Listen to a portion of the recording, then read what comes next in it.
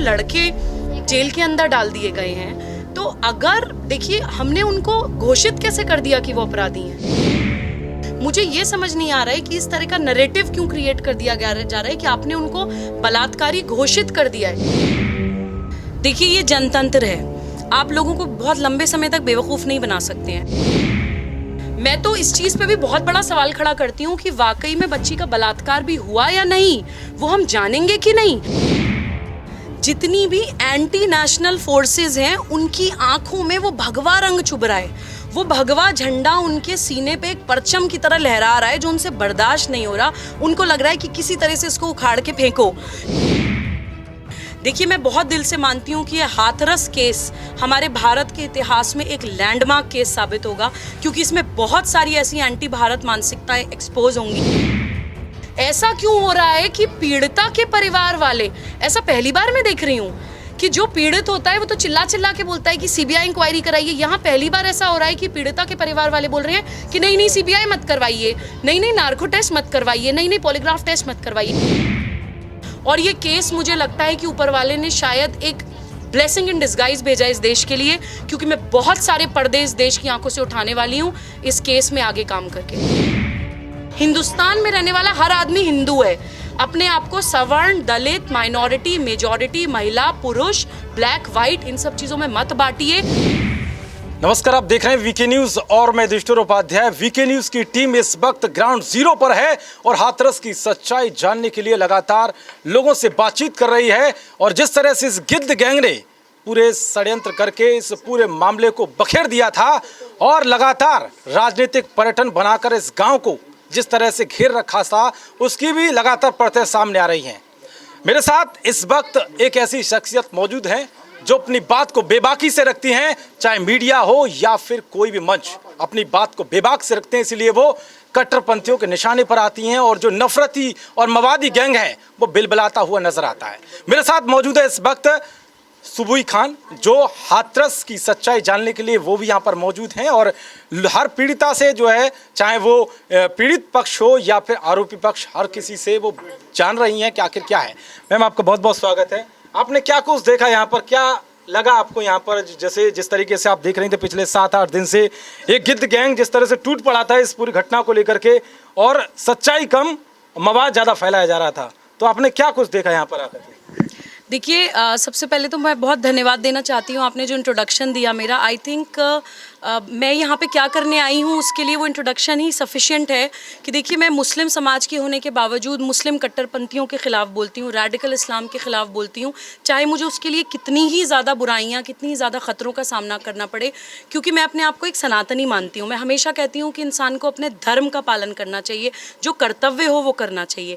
इस वक्त जो मैं पिछले कुछ दिनों से मैं देख रही थी, मुझे डेफिनेटली देखिए डिफरेंट वर्जन सामने आ रहे थे। आपने बोला कि एक राजनीतिक पर्यटन बना लिया गया है हाथरस गांव को, वो भी हम लोगों को दिखाई दे रहा है। अलग अलग संगठन आ रहे हैं, अलग अलग पॉलिटिकल पार्टीज आ रही हैं और अलग अलग तरह की वीडियोस हम लोग मीडिया पे देख रहे हैं, तो डेफिनेटली सवाल बहुत तरह के खड़े हो रहे हैं। तो मैं यहाँ पे सच्चाई जानने के लिए आई कि आखिर ये भी तो देखूँ कि हम लोग ये सब देख रहे हैं, SIT का गठन हो रहा है, डेफिनेटली हो रहा है, CBI जाँच के लिए भेजा जा रहा है, डेफिनेटली हो रहा है। एक उत्तर प्रदेश की बेटी होने के नाते मुझे हमारे देश के जो सत्ता है और हमारे उत्तर प्रदेश जिन हाथों में है, जो सनातनी योद्धा हमारे योगी जी पर पूरा भरोसा है कि वो चीज़ों को, सच्चाई को डेफिनेटली लोगों के सामने लाएंगे। लेकिन मैं हमेशा कहती हूँ कि राज सत्ता की ही सारी जिम्मेदारी नहीं होती है, समाज सत्ता का भी बहुत रोल होता है। एक सामाजिक कार्यकर्ता होने के नाते और भारत का एक जिम्मेदार नागरिक होने के नाते, और सुप्रीम कोर्ट में अधिवक्ता भी हूँ, एक as an officer of the court मेरी रिस्पॉन्सिबिलिटी थी कि लोगों के सामने सच आए। तो मुझे लगा सारी चीज़ें हो रही हैं, तो कम से कम वो जो लड़के जेल के अंदर डाल दिए गए हैं, तो अगर देखिए हमने उनको घोषित कैसे कर दिया कि वो अपराधी हैं। हम ये तो जब तक कोर्ट ही उनको प्रूव नहीं करती है, जब तक इन्वेस्टिगेशन नहीं हो जाती है, ट्रायल नहीं हो जाता है, जजमेंट नहीं हो जाता है, मुझे ये समझ नहीं आ रहा है कि इस तरह का नैरेटिव क्यों क्रिएट कर दिया जा रहा है कि आपने उनको बलात्कारी घोषित कर दिया है। नेशनल चैनल्स पे बैठ बैठ के लोग बलात्कारी लड़के बोल रहे हैं। कम से कम आप दूसरी साइड का वर्जन सुनिए तो सही। देखिए मैं पीड़ित लड़की की तरफ से भी खड़ी हूँ, डेफिनेटली जो भी हुआ है इस लड़की के साथ, रेप हुआ है या रेप नहीं हुआ है, लेकिन उस लड़की ने अपनी जान खोई है, उसने अपने प्राण त्यागे हैं। मैं मानवता के साथ हूँ, किसी ने तो उसको मारा है, तो मैं ये सच्चाई पता करने के लिए यहाँ पर आई हूँ कि उसको किसने मारा है। और यहाँ पर आने के बाद देखिए, जब मैंने जिन लड़कों का नाम आ रहा है उन वहाँ पे आकर मैं उनके जिस तरह से वो रहते हैं वो देखा, अजीब तरह का नैरेटिव क्रिएट कर दिया गया था कि बदमाश हैं ये हैं, जातिगत उनको टर्म्स लगाकर कि भाई ठाकुर समाज के हैं, बदमाश हैं ये। मुझे तो उनके घर में ना कोई बदमाश नजर आ रहा है फिलहाल, ना ही मुझे उनके घर में कुछ इस तरह का कुछ ये दिख रहा है कि शायद कोई गुंडई या कोई दबंगई। बहुत ही सामान्य तरह के लोग हैं। रामू और रवि, 2 लड़कों के परिवार वालों से मैं अभी मिली हूँ, बाकी 2 लड़कों के परिवार से अभी मैं मिली नहीं हूँ। उनके छोटे छोटे बच्चे हैं, मैं चाहूंगी कि आप उन बच्चों को भी प्लीज दिखाइए। रवि और रामू के बच्चे, अब बेटा तुम हो ना, आगे आइए, ये देखिए। रवि। रवि, आपका क्या नाम है बच्चा? मानवी। ये देखिए, ये मानवी। मैं ये कहना चाहती हूँ, क्या ये बच्ची नहीं है? क्या इन लोगों का वर्जन या इन लोगों की कहानी या इन लोगों की सच्चाई लोगों के सामने नहीं आनी चाहिए? हम लोग एक नरेटिव सिर्फ अपनी राजनीतिक रोटियां सेकने के लिए और अपने निजी हित साधने के लिए जो नरेटिव क्रिएट करने की कोशिश कर रहे हैं, मैं उसको तोड़ने के लिए मैंने आवाज़ उठाई है। देखिए, मैं बहुत दिल से मानती हूँ कि ये हाथरस केस हमारे भारत के इतिहास में एक लैंडमार्क केस साबित होगा, क्योंकि इसमें बहुत सारी ऐसी एंटी भारत मानसिकताएं एक्सपोज होंगी, इसमें बहुत सारे ऐसे गलत नरेटिव एक्सपोज होंगे जो हम स्टीरियोटिपिकल एक बॉक्सेस में डाल देते हैं कि भाई अगर आप इस समाज के हैं तो आप हमेशा अब्यूज़र होंगे, आप इस समाज के हैं तो आप हमेशा विक्टिम होंगे। हमें उस माइंडसेट से बाहर निकलना है। मुझे तो यहाँ पे देखिए, मुझे तो यहाँ पे ये नज़र आ रहा है कि जो भी दोषी हो वो लोगों के सामने आना चाहिए, जो भी निर्दोष हो वो लोगों के सामने आना चाहिए।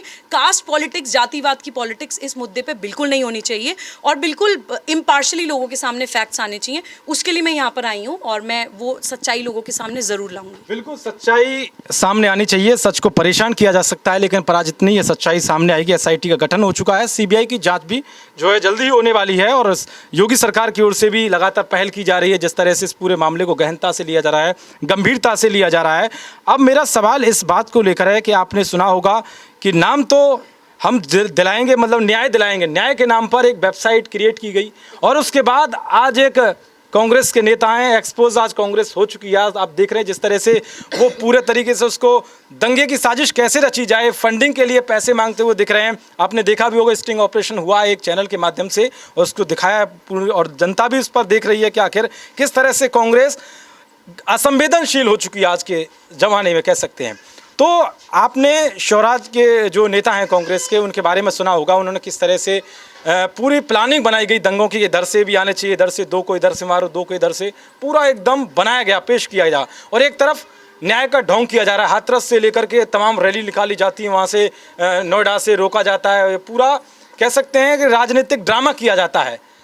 क्या आपको लगता है कि ये सच्चाई अब सामने आ रही है जो 8 दिन से दबाई जा रही थी? देखिए, ये जनतंत्र है, आप लोगों को बहुत लंबे समय तक बेवकूफ़ नहीं बना सकते हैं। हम डेमोक्रेसी में हमेशा से पक्ष विपक्ष हमेशा होता है। पिछले कुछ सालों से हम देख रहे हैं कि कुछ लोग जो अपनी सत्ता खो चुके हैं, खासतौर से कांग्रेस या उत्तर प्रदेश की राजनीति की बात हो रही है तो समाजवादी पार्टी में बोलूँगी, ये लोग जो अपनी सत्ता खो चुके हैं, इतना ज़्यादा बौखला चुके हैं कि मुझे लग रहा है कि हमारी प्रेजेंट गवर्नमेंट के खिलाफ कोई भी मौका हाथ से नहीं जाने देना चाह रहे हैं कि ये मोर्चा खोल देते हैं। हमने देखा नागरिकता कानून, जिसमें किसी की नागरिकता जा नहीं रही थी, नागरिकता देने की बात थी, उसमें इतना बड़ा बवाल कर दिया, पूरे देश को जला दिया। एनआरसी की बात, जो नेशनल सिक्योरिटी का मुद्दा था, कोई हिंदू मुस्लिम नहीं था, उसमें इन्होंने हिंदू मुस्लिम का एंगल डाल के देश को जलाना स्टार्ट कर दिया। ऐसे ही अब हम हाथरस पे देख, दिल्ली दंगा देखिए, आम आदमी पार्टी और ये सारे लोग टूट गए। पीएफआई एक ऐसा संगठन है जो हर चीज़ में आजकल दंगों में नाम आ रहा है। तो बार बार बात, प्लीज़ मेरी पूरी होने दीजिए, ज़रूरी बात मैं बोलना चाह रही हूँ कि बार बार कुछ संगठनों का नाम आ रहा है। अभी हाथरस कांड को भी आप देखिए, अभी पीएफआई के 4 संदिग्ध उत्तर प्रदेश में पकड़े गए हैं, गिरफ्तार किए गए। रातों रात वेबसाइट बन जाती है हाथरस के नाम पे। कहाँ से वो फंडिंग हो रही है, क्या उन लोगों का वेस्टेड इंटरेस्ट है, क्यों इतना मैनिपुलेट करने की कोशिश कर रहे हैं। प्रियंका गांधी की मैंने खुद एक ट्वीट रीट्वीट करी थी, प्रियंका गांधी ने ही एक ट्वीट करी थी अभी कुछ दिन पहले कि जो जिस बच्ची की जान गई है, उस बच्ची के पिताजी की एक बाइट उन्होंने करी थी कि देखिए योगी सरकार बच्ची के पिताजी से मिलने के लिए रोक रहे हैं या उनके परिवार वालों को बंधक बनाया गया है। उस वीडियो में साफ दिख रहा है कि बच्ची के पिताजी को कोई स्क्रिप्ट पढ़ा रहा है, वो स्क्रिप्ट लाइन से पढ़ रहे हैं और पढ़ने के साथ साथ उनको कोई प्रॉम्प्ट भी कर रहा है। आप ये बोलिए कि हमें सीबीआई इंक्वायरी चाहिए, आप ये बोलिए कि हमें बंधक बना रखा है, साफ पता चल रहा है। देखिए मैं कहती हूँ विनाश काले विपरीत बुद्धि। प्रियंका गांधी शायद वो ट्वीट शेयर करने से पहले खुद वीडियो देखना भूल गई। मैंने हेडफोन्स लगा के सुना, मुझे साफ सुनाई दे गया, तो मैंने उसको रीट्वीट किया। पता अब वो राहुल गांधी आप देखिए आ रहे हैं, राजस्थान में कितनी बच्चियों के बलात्कार हो रहे हैं। मैं उन आंकड़ों में नहीं पढ़ना चाहती। मैं तो इस चीज़ पे भी बहुत बड़ा सवाल खड़ा करती हूँ कि वाकई में बच्ची का बलात्कार भी हुआ या नहीं, वो हम जानेंगे कि नहीं। 14 तारीख में पहली कंप्लेन हुई, पहली कंप्लेन में कहीं बलात्कार का जिक्र नहीं है। उसके बाद 19 तारीख में दोबारा दूसरी कंप्लेन हुई, दूसरी कंप्लेन में भी बलात्कार का जिक्र नहीं है। 8 दिन के बाद वो लोग बलात्कार का जिक्र करते हैं। हम ये ना भूलें कि इन 8 दिनों के बीच में कांग्रेस पार्टी के कुछ लोगों ने उनसे मिलना शुरू कर दिया था। तो बच्ची के परिवार वालों को डेफिनेटली किसी तरह का या तो मैनिपुलेट किया जा रहा है, या लालच दिया जा रहा है, या उनको किसी तरह के दबाव में लिया जा रहा है, या उनके किसी डर को या उनकी किसी चीज़ को इस्तेमाल किया जा रहा है। ये मुझे as an officer of the court merits पे प्राइमा फेसी दिखाई दे रहा है। लेकिन एक वकील होने के नाते मैं फिर कहूँगी कि जब तक निष्पक्ष जांच नहीं हो जाती है, कोई फैसला नहीं हो जाता है, हम डेफिनेटली जजमेंट नहीं दे सकते हैं। लेकिन सवाल खड़ा करना हमारा अधिकार है और दोनों पक्षों की बात सुनना हमारा अधिकार है। राहुल गांधी जी ज़बरदस्ती गिर रहे थे, दिखा रहे थे कि उत्तर प्रदेश की पुलिस ने मुझे धक्का दे दिया, और किस तरह से 50 लाख रुपए आई थिंक लड़की के परिवार वालों को ऑफर देने की बात लोगों के सामने आई है। तो डेफिनेटली कुछ ना कुछ पॉलिटिकल ड्रामा, कुछ ना कुछ सत्ता इसके पीछे चल रही है। और मैं यही बोलूँगी कि देखिए बलात्कार एक बहुत सेंसिटिव इशू है, बहुत सेंसिटिव इशू है। मैं एक महिला होने के नाते ये बोलती हूँ कि देखिए ये नहीं है कि मैं सिर्फ महिला हूँ तो मैं छद्म नारीवाद के भी खिलाफ बोलती हूँ। मैं महिला हूँ तो मैं ये नहीं हूँ कि मैं हर वक्त सिर्फ अगर किसी ने अब ये भाई एक लड़के ने रेप कर दिया तो मैं बिल्कुल खर्चा पानी लेके उस लड़के पे चढ़ जाऊँ। मैं मेरिट्स में तो जाऊँगी, मैं देखूंगी तो कि वाकई में बलात्कार हुआ है कि नहीं हुआ है। विमेन कमीशन की भी आप रिपोर्ट्स देखिए, दिल्ली में रिकॉर्ड्स देखिए, बहुत सारे झूठे केसेस भी होते हैं रेप के। और यहाँ तो लड़की भी केस नहीं कर रही है, लड़की की जान जा चुकी है। ऐसा तो नहीं है कि लड़कियों की लड़की है नहीं यहाँ पे सच बताने के लिए, तो हो सकता है चीज़ों को मैनिपुलेट किया जा रहा है। लड़की की कुछ वीडियोस सर्कुलेट हुई हैं जिसमें वो नाम ले रही है कि संदीप ने मुझे मारा। हम ये क्यों नहीं भूल रहे हैं कि लड़की के भाई का नाम भी संदीप है। हम ये सारी चीज़ें, इतने सारे सर्कमस्टेंशियल एविडेंसेस को हम इग्नोर कैसे कर सकते हैं। डाइंग डिक्लेरेशन पे ये लोग सवाल कर रहे हैं कि लड़की का डाइंग डिक्लेरेशन है। देखिए डाइंग डिक्लेरेशन पे मेरिट्स पे भी वो डाइंग डिक्लेरेशन एक्सेप्ट करने के लिए मुझे नहीं लगता कि वो क्वालिफाई करता है। उसके पीछे बहुत सारे लीगल रीजंस हैं जो कि मैं अब प्रोफेशनल रीज़न से यहाँ पे बोलना मुझे नहीं लगता कि ठीक रहेगा। बट डेफिनेटली देखिए मैं ये सच सामने लाना चाहूँगी और मुझे बहुत दुख है। मैं यहाँ पे आके वो मिली, एक अम्मा जी से मिली, वो आई थिंक रामू की मदर हैं। वो फूट फूट कर रो रही थी, हाथ जोड़ रही थी कि मुझे इंसाफ चाहिए। देखिए मैं भी एक बच्चे की माँ हूँ, अगर मेरे बेटे को खांसी या ज़ुकाम भी हो जाता है तो मुझे दुख होता है। हम लोगों के लिए कहना आसान होता है कि चार्जशीट आने दीजिए, सीबीआई की इंक्वायरी होने दीजिए, एसआईटी की जाँच आने दीजिए। लेकिन अगर मैं कहती हूँ कि 1% भी आप मान लीजिए, क्योंकि एक नैरेटिव सेट कर दिया गया है देश में, मीडिया ट्रायल चल गया है, आपने लड़कों को बलात्कारी घोषित कर दिया है। 99% आपकी बात सही है। अगर 1% भी वो लड़के निर्दोष साबित हुए तो इन आंसुओं की जिम्मेदारी कौन लेगा? उस माँ के दर्द की जिम्मेदारी कौन लेगा? तो वो जिम्मेदारी हम क्यों भूल गए हैं? तो वो भारतीय नागरिक होने के नाते प्लीज़ अपनी आंखें, नाक, कान खुले रखिए और उस रिस्पॉन्सिबिलिटी को समझिए कि इसमें बहुत सारी जिंदगियाँ इन्वॉल्व हैं। तो मैं इतना ही बोलना चाहूँगी फिलहाल। एक सवाल मेरा ये भी है कि आपने सुना भी होगा, एक तरीके से हाथरस को नहीं बल्कि अलीगढ़ कई जिलों को टारगेट किया जा रहा था और इसमें दंगाई साजिश कह सकते हैं। शाहीन बाग की जो साजिश थी उसी तरह से एक पूरा प्लान गढ़ा गया और फंडिंग से लेकर के मॉरिशस से, आपने सुना भी होगा कि जिस तरह से 50 करोड़ की आज बात सामने आई है मॉरिशस से, और योगी गवर्नमेंट भी लगातार इस पर ध्यान दे रही है कि भाई किस तरह से इस पूरे मामले को बड़ा चढ़ाकर देखा जा रहा है। और एक मीडिया गैंग जो देख रहे हैं, आप भी देख रही होंगी, लगातार अब डिबेट्स में भी शामिल होती हैं। सवाल किस तरीके से किए जाते हैं और ये मीडिया ने एक तरीके से उसको ऐसा घोल दिया, मठा बना दिया, उसको मलीदा बना दिया कि सच्चाई पहुँचे नहीं। लेकिन अब पिछले 4-5 दिन से जब सच्चाई आ रही है तो वामपंथियों ने अपना एजेंडा बदल दिया है, तो वो दोबारा से दंगाई साजिश रच रहे हैं। क्या कहेंगे? देखिए मैं यही कहना चाहूँगी कि ना तो उत्तर प्रदेश कोई सामान्य प्रदेश है और ना ही योगी जी कोई सामान्य चीफ मिनिस्टर हैं। ये एक बहुत बड़ी वजह है। उत्तर प्रदेश पूरे देश की राजनीति की दिशा और दशा निर्धारित करता है। उत्तर प्रदेश का बॉर्डर सटा हुआ है नेपाल से। नेपाल में चाइना और पाकिस्तान का आधिपत्य है। अभी हमारा इंडो चाइना फेस ऑफ चल रहा है, हम सभी लोग जानते हैं। और नेपाल के रास्ते उत्तर प्रदेश में बहुत ज़्यादा टेररिस्ट भेजे जाते हैं, आतंकवादी भेजे जाते हैं। अभी लव जिहाद के रैकेट को योगी जी ने लव जिहाद की प्रॉब्लम को प्रोएक्टिवली एड्रेस किया है, उस पर कानून भी बन रहा है। तो देखिए, मैं सिर्फ यही कहना चाहती हूँ कि योगी जी बहुत सारी एंटी नेशनल फोर्सेस को उत्तर प्रदेश में रिकॉग्नाइज कर रहे हैं। ये एक बहुत बड़ा रीज़न है कि बहुत सारे एंटी नेशनल फोर्सेस इसमें कूद गए हैं। इसमें वामपंथी, माओवादी, नक्सलवादी, जिहादी, urban Naxals, international powers, intellectual terrorist, और ये सारी एंटी नेशनल जो पावर्स हैं वो काम करती हैं राजनीतिक संरक्षण में। बिना राजनीतिक संरक्षण के ये लोग नहीं काम कर सकते हैं। तो वो पॉलिटिकल पार्टीज जिनकी कोई विचारधारा नहीं है, जो सिर्फ देश को तोड़ना चाहते हैं और सिर्फ सत्ता में रहना चाहते हैं, वो सब लोग गठबंधन में करके योगी जी के खिलाफ काम कर रहे हैं उत्तर प्रदेश में, और सेंटर में मोदी जी के खिलाफ काम कर रहे हैं। यही वजह है जो हम देख रहे हैं कि आए दिन हमारा देश फूंका जा रहा है, आए दिन हमारा देश जल रहा है। इस चीज़ पे बहुत बड़ा सवाल खड़ा होता है कि ये फंडिंग कहाँ से हो रही है। इस चीज़ पे बहुत बड़ा सवाल खड़ा होता है कि ये दो लोग ऐसे क्यों हैं जिनके खिलाफ सारे लोग कूदे पड़े हैं। कहीं ऐसा तो नहीं है कि ये हमारे 135 करोड़ भारतीय लोगों के सम्मान की, सुरक्षा की जिम्मेदारी अकेले अपने कंधों पे लेके चल रहे हैं। ये हम लोगों को समझने की ज़रूरत है। 135 करोड़ लोगों को समझने की ज़रूरत है, क्योंकि ये सिर्फ 23 करोड़ उत्तर प्रदेश के लोगों की सुरक्षा की बात नहीं है। उत्तर प्रदेश हमारे भारत का ये कमरा है। हम लोग हमेशा उस मानसिकता से सोचते हैं कि कश्मीर जल रहा है, कोई बात नहीं, हम तो दूर हैं। बंगाल जल रहा है, कोई बात नहीं, हम तो दूर हैं। हर स्टेट को हमें समझना पड़ेगा कि हमारे घर का एक कमरा जल रहा है। अगर हमने उस पर उंगली नहीं खड़ी करी है, सवाल नहीं खड़ा किया, उसको बचाने के लिए नहीं खड़े हुए, तो वो आग कहीं ना कहीं मुझ तक ज़रूर पहुँचेगी। तो मैं दिल्ली से चल के उत्तर प्रदेश तक 2 कारणों से आई हूँ। पहली तो मैं उत्तर प्रदेश की बेटी हूँ। मुझे पता है कि 2017 के बाद उत्तर प्रदेश में मैं कितने सम्मान से रहती हूँ। मेरे स्टेट के चीफ मिनिस्टर लड़कियों की छेड़खानियों को भी सीरियसली लेते हैं। तो बलात्कार जैसी घटना को वो हल्के में लेने वाले नहीं है। और जिस तरह से नार्को टेस्ट की वो बात कर रहे हैं, पॉलीग्राफ टेस्ट की वो बात कर रहे हैं, सीबीआई इंक्वायरी की वो बात कर रहे हैं, और जो अक्यूज्ड हैं, जो आरोपी लड़के, उनके परिवार वाले भी बोल रहे हैं।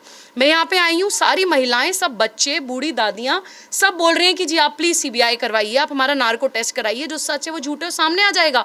ऐसा क्यों हो रहा है कि पीड़िता के परिवार वाले, ऐसा पहली बार मैं देख रही हूँ कि जो पीड़ित होता है वो तो चिल्ला चिल्ला के बोलता है कि सीबीआई इंक्वायरी कराइए। यहाँ पहली बार ऐसा हो रहा है कि पीड़िता के परिवार वाले बोल रहे हैं कि नहीं सीबीआई मत करवाइए, नहीं नार्को टेस्ट मत करवाइए, नहीं पॉलीग्राफ टेस्ट मत करवाइए। तो ये बहुत बड़ा सवाल खड़ा करता है। मुझे पता है, मैं इस रिस्क पे बोल रही हूँ कि बहुत सारे लोग मेरे खिलाफ ये भी मोर्चा खड़ा कर देंगे कि ये बलात्कारियों के खिलाफ खड़ी हैं। देखिए, अगर मैं ऐसे सोचने वाली होती तो मैं कभी जिहादियों के भी खिलाफ नहीं खड़ी होती, क्योंकि बहुत सारे लोग मुझे ये भी बोलते हैं आप मुसलमानों के खिलाफ बोलती हैं। मैं आपके चैनल के माध्यम से ये भी बोलना चाहती हूँ, ना मैं महिला की तरफ से खड़ी होती हूँ, ना मैं पुरुष की तरफ से खड़ी होती हूँ, ना मैं मुसलमान की तरफ से खड़ी होती हूँ, ना मैं गैर मुसलमान की तरफ से खड़ी होती हूँ। मैं हमेशा सनातन धर्म का पालन करती हूँ, मैं अपना कर्तव्य का पालन करती हूँ।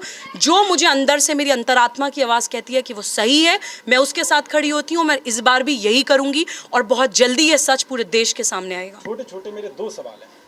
पहला सवाल तो ये है कि क्या जिस तरह से योगी आदित्यनाथ के खिलाफ साजिश रची जा रही है, ऐसा तो नहीं है कि एक भगवावादी को जो है यहाँ का मुख्यमंत्री बना दिया गया हो, इसी वजह से यहाँ पूरा खेल रचा जा रहा है?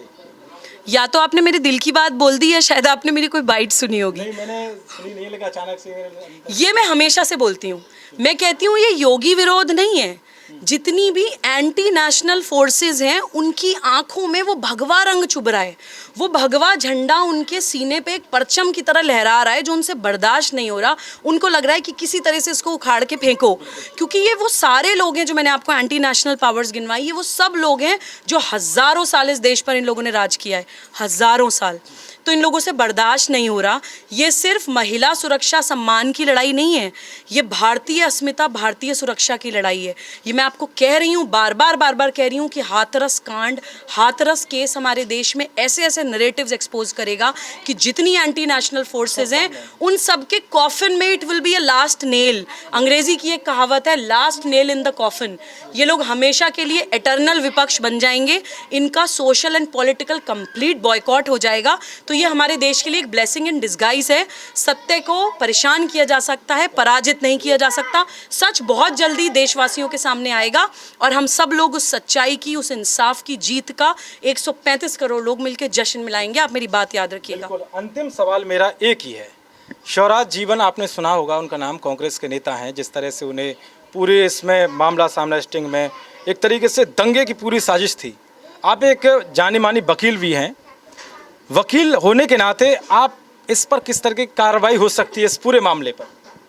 देखिए, कार्रवाई तो बहुत तरह की हो सकती हैं। देखिए, कार्रवाई तो मैं कहती हूँ ये लोग तो एंटी नेशनल स्टेटमेंट्स कितना ज़्यादा देते हैं, एंटी विमेन स्टेटमेंट्स कितना ज़्यादा देते हैं। अभी आपको क्योंकि यही मैटर है तो इसी से रिलेटेड एक बता देती हूँ। हालांकि मेरे लिए बच्चियाँ आंकड़ा नहीं होती हैं। मैं हमेशा ये बोलती हूँ, मैं कभी आपको ये गिनवाती हुई नहीं दिखूंगी कि राजस्थान में इतने रेप हो रहे हैं, उत्तर प्रदेश में इतने रेप हो रहे हैं, क्योंकि मेरे लिए बच्ची बच्ची होती है। मैं खुद एक महिला हूँ, मेरे लिए नंबर नहीं है, आंकड़ा नहीं है कि मैं काउंट करूँ।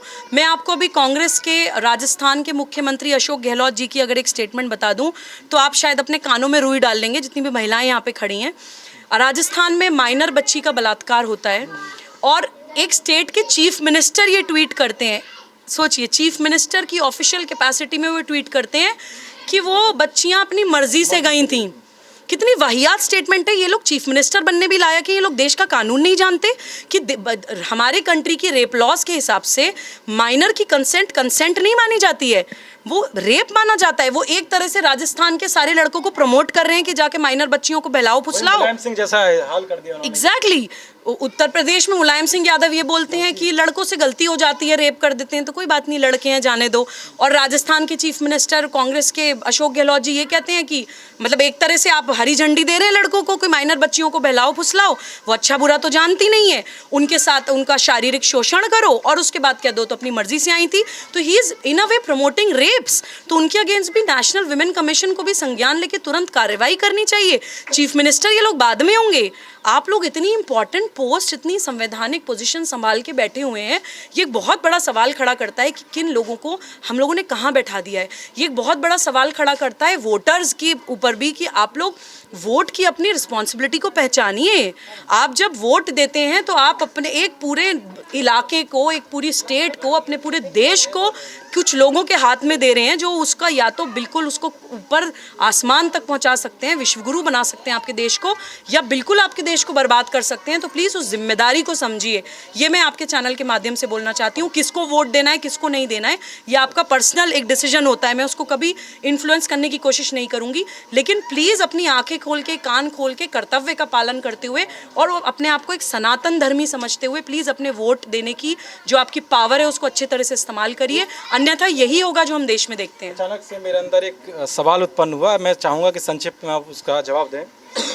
सवाल ये है मेरा कि जिस तरह से आप देख रही हैं बलरामपुर में रेप हुआ, ये पूरा गिद्ध गैंग दलित दलित कह करके पूरे इस मामले को जो है बड़ा चढ़ा कर दिखा रहा था, लेकिन बलरामपुर में रेप हुआ वो सच्चाई है, उसमें साफ दिख रहा है। और बेटी की जिस तरीके से उसकी वो जांच भी सामने आई है कि भैया उसमें रेप है, और भी आजमगढ़ में हुआ, लेकिन वहाँ कोई भी ना तो कांग्रेसी नेता पहुँचा और ना ही वो उदित राज जो हैं कह रहे थे कि ये कर दूंगा, और वो हंस रहे हैं। अभी वीडियो भी वायरल हो रही है उनकर की।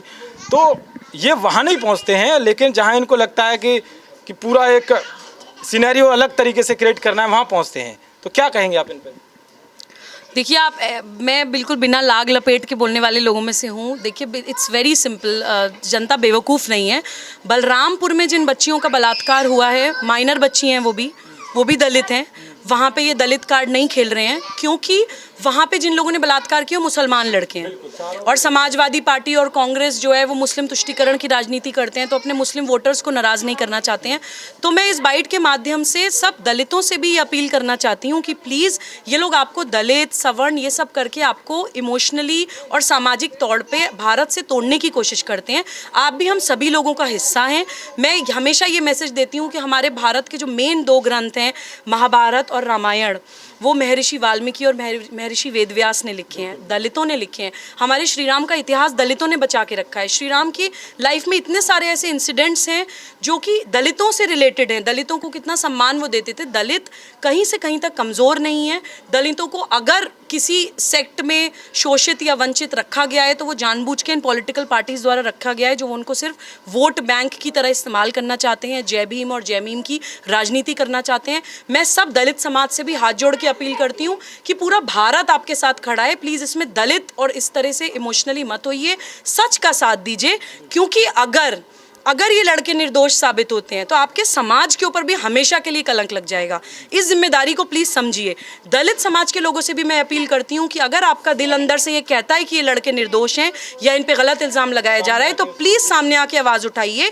मैं एक मुसलमान होकर मुसलमान कट्टरवादियों के खिलाफ बोलती हूँ, क्योंकि मुझे वो गलत लगते हैं, क्योंकि वो गलत हैं, वो मेरा देश तोड़ते हैं। ऐसे ही आपको भी जो गलत है उसके खिलाफ गलत बोलना चाहिए। प्लीज़ इस जातिवाद की राजनीति से हमारे देश को अब उठने की बहुत ज़रूरत है। It's high time. हमारा देश तोड़ के लोग दीमक की तरह खा गए हैं, चाट गए हैं, खोखला कर चुके हैं। It's high time. और बार बार मैं आपको बोल रही हूँ कि ये केस लैंडमार्क से केस साबित होगा, क्योंकि बहुत सारे ऐसे नैरेटिव, छद्म नारीवाद भी इससे एक्सपोज होगा कि जो अभी प्लाकार्ड्स लेके खड़ी हैं औरतें, hang the rapist, hang the rapist, अगर ये बच्चे निर्दोष साबित हो जाते हैं तब। तो इसलिए मैं कहती हूँ कि प्लीज़, हमेशा लड़की सही या लड़का गलत नहीं होता है, हमेशा ठाकुर उत्पीड़न करने वाला और दलित उत्पीड़ित नहीं होता है, हर मुसलमान आतंकवादी नहीं होता है, मतलब इस तरह का प्लीज़ नैरेटिव सेट नहीं होना चाहिए इस देश के अंदर। बहुत हमने स्टीरियोटिपिकल बॉक्सेस में फिट कर दिया है लोगों को, उस चीज़ से ऊपर उठिए। ये सारी जात बिरादरी, कास्ट सिस्टम सिर्फ लोगों का, पॉलिटिकल पार्टीज़ का और संगठनों का जो जय भीम जय मीम की राजनीति करते हैं, पॉलिटिकल पार्टीज़ का, इंटरनेशनल पॉलिटिक्स भी है, तोड़े हुए क्रिएटेड नैरेटिव है। हम सब भारतीय हैं और हिंदू, जब मैं बोलती हूँ Hindu is a national identity, हम लोगों को हिंदू की तरह सोचना चाहिए। हिंदुस्तान में रहने वाला हर आदमी हिंदू है। अपने आप को सवर्ण, दलित, माइनॉरिटी, मेजॉरिटी, महिला, पुरुष, ब्लैक, वाइट, इन सब चीज़ों में मत बांटिए। इस चीज़ पे मैं काम कर रही हूँ और ये केस मुझे लगता है कि ऊपर वाले ने शायद एक ब्लेसिंग इन डिस्गाइज भेजा इस देश के लिए, क्योंकि मैं बहुत सारे पर्दे इस देश की आंखों से उठाने वाली हूँ इस केस में आगे काम करके। बिल्कुल, आपका बहुत बहुत धन्यवाद। हमसे बेबाकी से बातचीत की। और ये थी सुबी खान, जिन्होंने हमेशा अपनी बात को निष्पक्ष तरीके से रखा है और वो नारी सशक्तिकरण के लिए भी आवाज़ उठाती रही हैं, और जो यहाँ पर हमारे देश में एक देश विरोधी गैंग है उसकी भी सच्चाई को जो है लगातार उजागर करती रही हैं। और हम इस पूरे हाथरस केस की सच्चाई जानते रहेंगे और हम लगातार इस गांव में मौजूद हैं और जानेंगे कि आखिर और क्या क्या इसमें झोल है। सच्चाई लगातार सामने आ रही है, लोगों से भी बातचीत कर रहे हैं और अधिकारियों से भी बातचीत करेंगे। देखते रहिए वीके न्यूज़। नमस्कार।